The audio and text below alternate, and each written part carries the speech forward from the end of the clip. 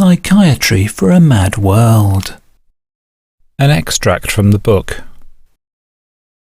This theory of genetic psychopathy can explain some of the conflicts we have mentioned previously. In Hugh's story, the bullying he carried out with his colleagues on Susan was genetically motivated psychopathy. When the bullies attacked Susan, they were trying to send her down the ladder of social esteem.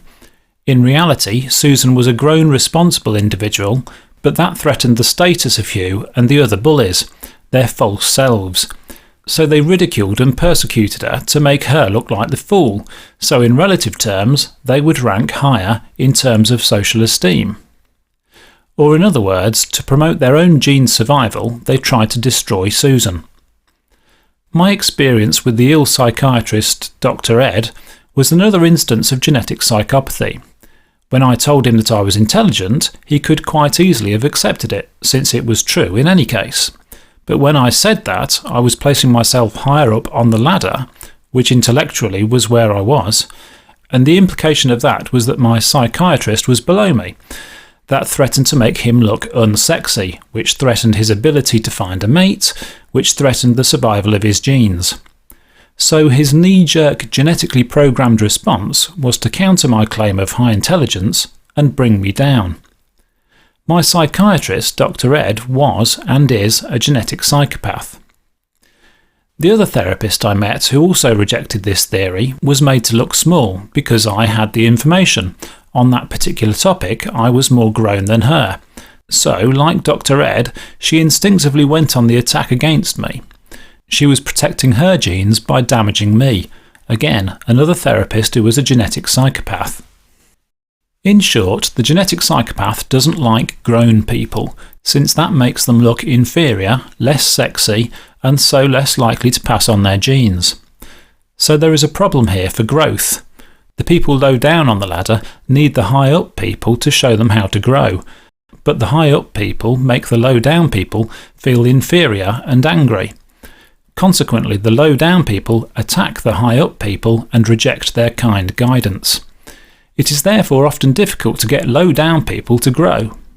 They won't grow because they don't want to admit they are small. This paradoxical tension holds the world back from what it could be. The tension appears in the field of psychotherapy. It explains in genetic terms why people who need to grow reject the therapy which a benevolent therapist will offer. The therapist should, by definition, be someone who is higher up on the ladder, in reality. In our story, the reason why Hugh attacked Dr. Zab was because Zab is grown and Hugh is a low-down genetic psychopath. This phenomenon of genetically fueled resistance to growth is extremely widespread and has major implications for global issues such as poverty, the environment, wars and religious beliefs, as we will see. Defining psychopathy.